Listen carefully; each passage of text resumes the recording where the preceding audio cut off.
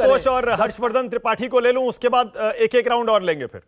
आशुतोष और हर्षवर्धन त्रिपाठी, क्योंकि देखिए आज ओपिनियन पोल्स पर जो हम नजर डाल रहे हैं, पहले आशुतोष 3 ओपिनियन पोल्स मैंने दिखाए और कुछ लोकल चैनल्स के भी पोल्स हैं।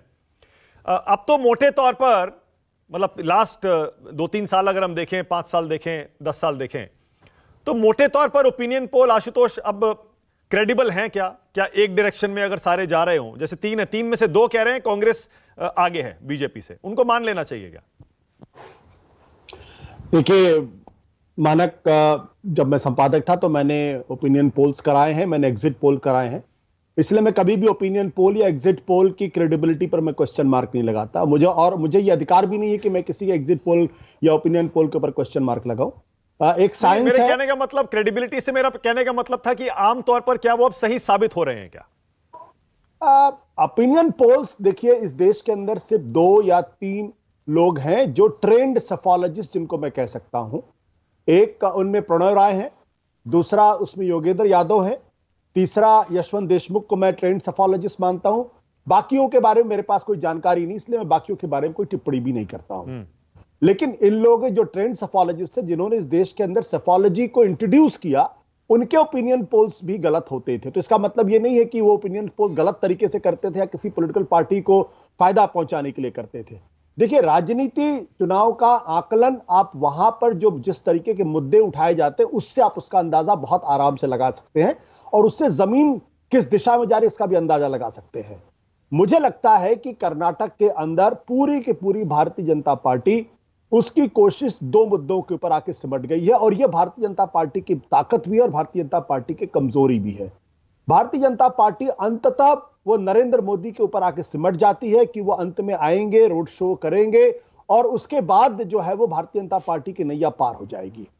ये उनकी ताकत भी है, लेकिन यही अंत में उनकी सबसे बड़ी कमजोरी भी साबित हो रही है और होगी भी।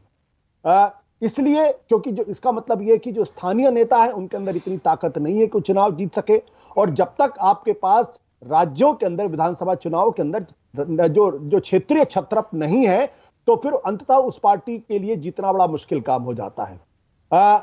दूसरा सवाल यहां पे है कि जिस तरीके से कर्नाटक के अंदर 4 साल के आसपास भारतीय जनता पार्टी की सरकार थी, तो उसको अपनी उपलब्धियों के ऊपर वोट मांगना चाहिए। लेकिन अभी आपने जिस तरीके से दिखाया,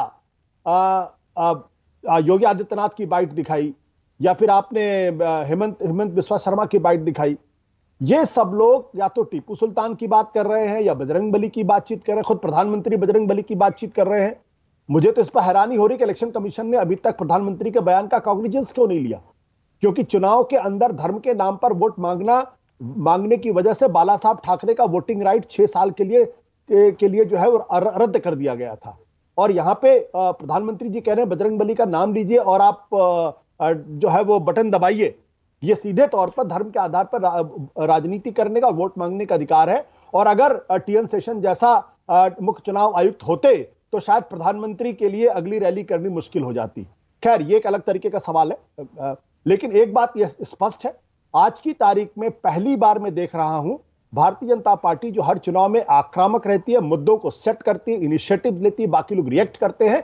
यहां पे कांग्रेस पार्टी इनिशिएटिव ले रही है, मुद्दों को सेट कर रही है, और बीजेपी उस पर रिएक्ट कर रही है। इसलिए मुझे लगता है कि बीजेपी के लिए बहुत आसान नहीं है कर्नाटक के अंदर। अगर प्रधानमंत्री जी चला पाए तब तो बीजेपी की नैया पार हो सकती है। अगर वो हिमाचल की तरीके से अगर असफल साबित हुए तो फिर बीजेपी को यहां कोई उम्मीद दिखाई नहीं पड़ती। ओके हर्षवर्धन